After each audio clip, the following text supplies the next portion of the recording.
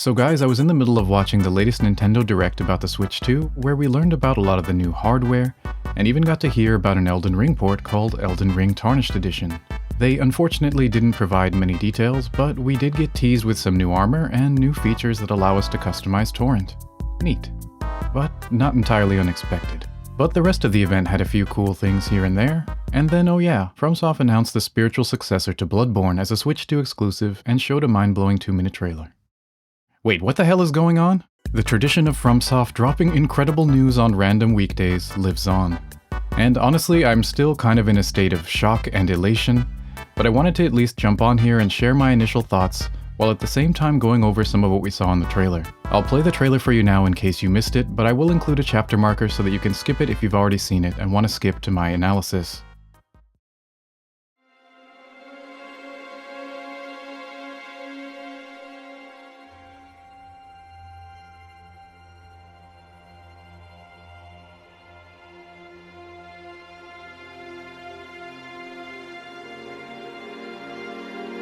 I give you my blood.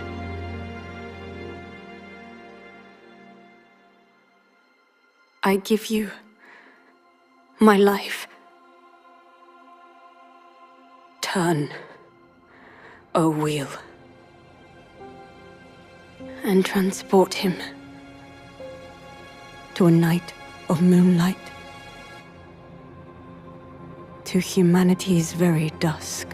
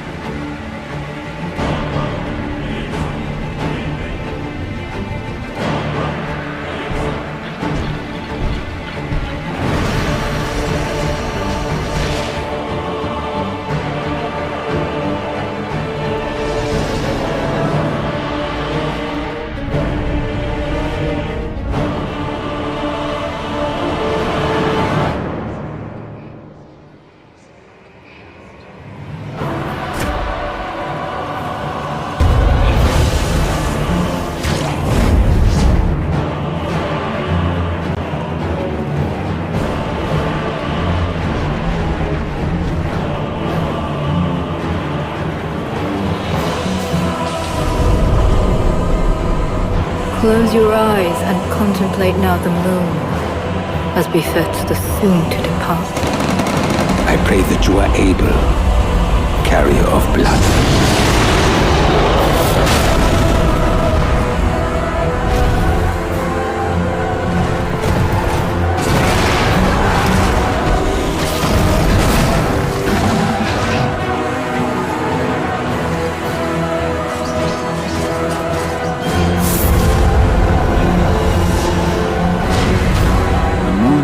Will flow for one, and one alone.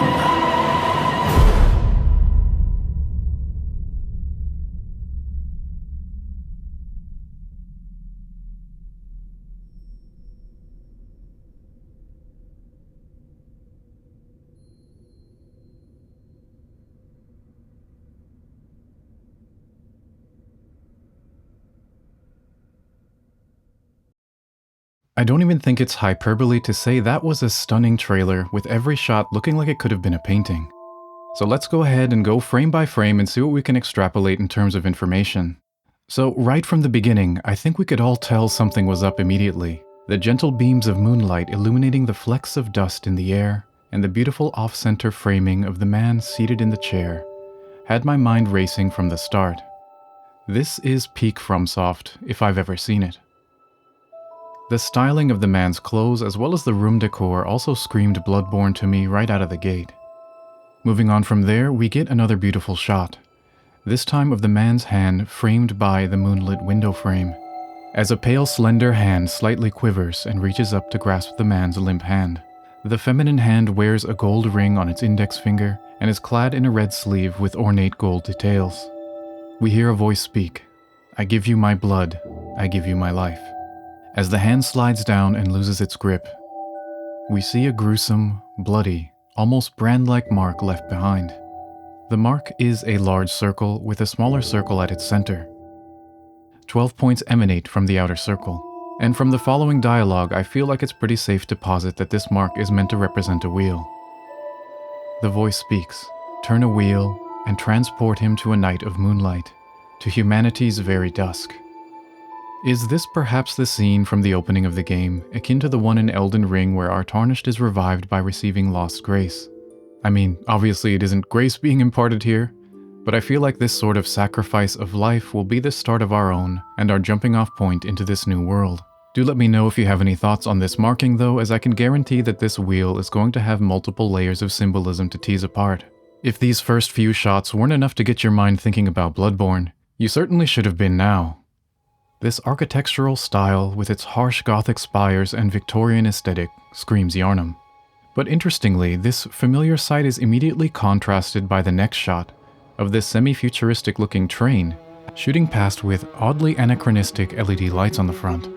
I think right away Miyazaki wanted to establish that this setting is something familiar but also something very new. Next, we're shown a shot of a large stained glass window in a church. On the window we see a focal figure clothed in red surrounded by 4 onlookers. They all gaze upward, perhaps towards the large red circle in the window above, which seems to depict a red moon. Taken together with the first shot of the pale hand in the red sleeve, we can posit that red clothes, and probably the color red generally, is going to have some sort of special significance for the story. From there we get this very cool shot of a man with white hair clutching some sort of golden container. On first watch I thought this was the hilt of a sword, but upon looking back it's clearly too fat for that, so I'm not sure what this could be. Is this some sort of vessel for whatever the equivalent of blood vials or Estus is in this game? Again, if you have any guesses, I'm happy to hear them. This is followed with another shot of a Bloodborne-esque Gothic cityscape, and some more peak FromSoft design on this cool cape and gun. The swarms of bats in the background here are also a nice touch that maybe foreshadow the vampirism that we'll definitely be talking about later. We then get this shot of a bald-headed, bespectacled man in clothing with intricate gold details, gazing out a sunlit window. His posture and cane present him with a regal air, perhaps a noble of some kind. He definitely gives off the vibe of an important NPC, but then again, this is a FromSoft trailer, so we should be ready for the possibility that he isn't important at all.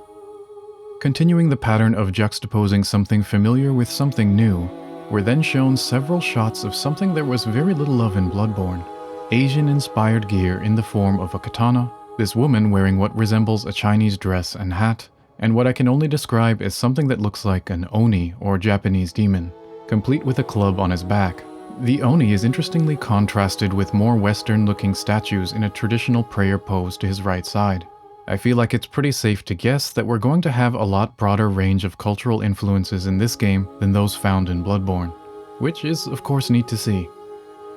But just when you might have been thinking the Victorian steampunk aesthetic was taking a back seat, this amazing looking character comes jetpacking in to save the day. I mean, just look at this guy. And just what exactly are the weapons he's holding? In one hand he has some huge pipes that have been riveted together into some sort of makeshift club or maybe a cannon? And in the other he holds a rusty, almost syringe-like weapon. In any case, I'm absolutely in love with this armor set, and how its multiple battered segments suggest that it's kind of been haphazardly cobbled together. On a side note, I'm genuinely curious to see how flight is going to be implemented in terms of gameplay mechanics. Can we really just fly freely around? It has to be limited in some way, right? It'd be kinda lame to invade someone only to have them hit the sound barrier and fly away. But I suppose with Night Rain also doing a lot of experimental things with flying, it isn't too surprising to see it implemented here as well. Definitely intrigued in any case, and I have faith that they'll find some way to make it work. And what a fun shot this is. It's a nice injection of whimsy into what would otherwise be a very bleak trailer. From there, we get into what I think is one of the most striking shots in a trailer that's absolutely filled with them. This young boy or woman in what looks like Victorian school clothing, holding a blue orb. He's levitating in some sort of star-filled room as a disturbing winged creature looms above. I at first thought this was a starry night sky overhead, but if you look closely, there are strange black spikes or stalactites protruding out from it. So there does appear to be some kind of ceiling here, not unlike the ones in Elden Ring's Eternal Cities. But of course, even more intriguing than that is the horrific spherical creature that I can only describe as a biblically accurate angel meets Emil from Nier Automata meets the moon from Majora's Mask. The sphere itself appears almost metallic in texture, whereas its wings seem a lot more organic. It's also interesting how completely stationary it is. There is ever so slightly some movement on its wings, indicating that it's probably alive, but it is weird how still it is. And I mean, what could this thing even be? Is it an outer god summoned from another plane of existence? Your guess is as good as mine, but a small detail you might have missed is that the orb the boy holds in his hand has a small circular hole on it not unlike the one in the center of the creature's head, perhaps indicating some sort of connection. In any case, this shot has me really excited for the type of Lovecraftian horrors we're likely to encounter in the Duskbloods. Moving on, we get this shot of a gold-skinned man epically T-posing in front of another stained glass window with yet another figure clothed in red. We're then shown the same white-haired character from earlier, this time leaping off of a roof before biting into the neck of some sort of humanoid in a white robe. Here's the vampirism that was perhaps alluded to by all of the bats in the earlier shots. Is this maybe some sort of new mechanic that allows the player to gain vitality from enemies? While I can't say for sure, I can definitely say that the blood drain effect looks amazingly cool. We're then shown what looks to be maybe an elevator door opening, followed by a shot of this horrifying and yet weirdly cute grinning frog monster stomping through a darkly lit sewer. He kinda reminds me of the covetous demon from Dark Souls 2 crossed with an armorless Evangelion. We can also notice that he has some large sacs on the front of his chest, not unlike the basilisks in the Souls series and Elden Ring, so perhaps he'll be shooting some sort of blight at us. This is followed by a shot of some teal-tinted caverns, with a large stone in the middle of the frame that appears to have an uneven line cleaved down its center. I'm no geologist by any means, but I did notice that this stone is surrounded by whitish stalagmites, not unlike those found in many American cavern systems. If you know what this specific shape of stalagmite is called, do let me know. Will this cleaved stone have some sort of special significance, or is the indentation just a way for our characters to scale up this wall? I'm not really sure, but what we can say for certain is that this shot and the one of the sewer frog show that we'll definitely be in some claustrophobic areas in addition to the more open world that they show elsewhere in the trailer. And as the next shot indicates, we won't be traveling this world alone, as there's clearly some sort of summoning system at play here. We've additionally received some explicit confirmation from FromSoft's Kitao Yasuhiro that the game will be a, quote, PvPvE multiplayer action game depicting a dramatic battle for first blood. I'm already hearing many of you groan from here at the word multiplayer, but this trailer has me optimistic there will still be a lot of interesting lore elements to sink our teeth into. Then again, this next shot isn't exactly helping fight the Fortnite allegations, as we see a guy leaping through the sky shooting an automatic rifle. And I'm not entirely sure about the narration here because the music is mixed a bit loud, but I think the woman says, "Close your eyes and contemplate now the moon, as befits the soon to depart." And this of course goes nicely with all of the other moon-related imagery we've been shown thus far. And speaking of the significance of the moon, this is followed by an epic shot of what looks to be an absolute unit of a lycanthrope or werewolf, holding a man in one of his huge outstretched arms, and a giant sword in the other, before they engage in battle in this epic-looking burning forest. This must be a boss fight, right? Looks way too cool to be a normal enemy. But then again, I thought the same thing about the Curse Blades, so I guess we'll have to wait and see.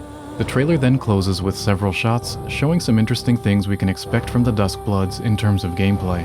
First is this shot that shows a character riding on a mount of some sort, indicating that we'll definitely have other modes of transportation, aside from running, jetpacking, and possibly trains. Next, we have this shot of a man literally transforming into a T-Rex and eating a guy. Just mwah. Chef's kiss. And my brain is too cooked to recall at the moment, but have we ever had a transformation mechanic like this in a FromSoft game? It definitely looks like it will lead to some really fun moments in PvP. Finally, we get some shots of some interesting in-game gestures, a shot of that woman from earlier in the Asian clothing wielding a chakram-like weapon, and a character in garb very similar to the boy with the moon monster from earlier, casting some spells, so casters can celebrate a bit here. The final scene shows a man in a mask that obscures the upper half of his head, and wearing what I can only describe as Victorian-era onesie pajamas. He's holding an axe in one hand and hitting a dramatic pose with the other. He then speaks, "Moon tears will flow for one, and one alone." Again, I hesitate to assign this character too much significance before we play the actual game, but he definitely seems to be important. And we can add his dialogue to the pile of other things in the trailer that reference the moon. So now that we've gone through the trailer piece by piece, I'd like to give some thoughts. First of all, my god, can FromSoft cut an absolute banger of a trailer. They're one of the few companies that can make me feel like I can't live without playing a game that I didn't even know existed just moments before. Yep, I'm a fanboy. But just as a piece of art, I have to give the trailer a 10 out of 10. Now, as far as the game itself goes, I've already seen quite a bit of pessimism regarding the news that this will be a, quote, multiplayer-focused game. But honestly, I'm remaining highly optimistic for now. This is a FromSoft project with Miyazaki at the helm. Again, I'm a fanboy, but even if you aren't, has the guy really missed before? I'm all for giving someone the benefit of the doubt until they've given me reason not to. And the trailer provides us with every reason to think that there's going to be a lot of interesting lore and world building going on here. In terms of pure atmosphere and enemy design, Bloodborne is near the top of my list in the FromSoft catalog. I mean, can you really get more peak than Victorian Lovecraftian horror? And this game seems very much to be a spiritual successor to Bloodborne in the same way that Dark Souls was to Demon Souls. Bloodborne seems, unfortunately, to be trapped in Sony IP jail. And so I'm excited to see Miyazaki explore a similar world while also being allotted the freedom to try stuff that's completely new. Would I be more excited if it were confirmed to have a fully single-player campaign at its core? Absolutely. Would I prefer this to be a multi-platform title instead of a Switch 2 exclusive? Without question. But at this point, any new Bloodborne is worth celebrating to me. And you can turn into a friggin' T-Rex. I mean, come on. That's awesome. But what do you guys think? Are you as excited as I am? Do you think this is the end of FromSoft as we know it? Do you have any trailer analysis you'd like to share? I'm looking forward to hearing your thoughts in the comments. If you like this video, don't forget to like and subscribe, and hit the bell so you don't miss the next one. It really helps out my channel a lot, and I genuinely appreciate it. Thanks a ton for watching, and see you in the next one.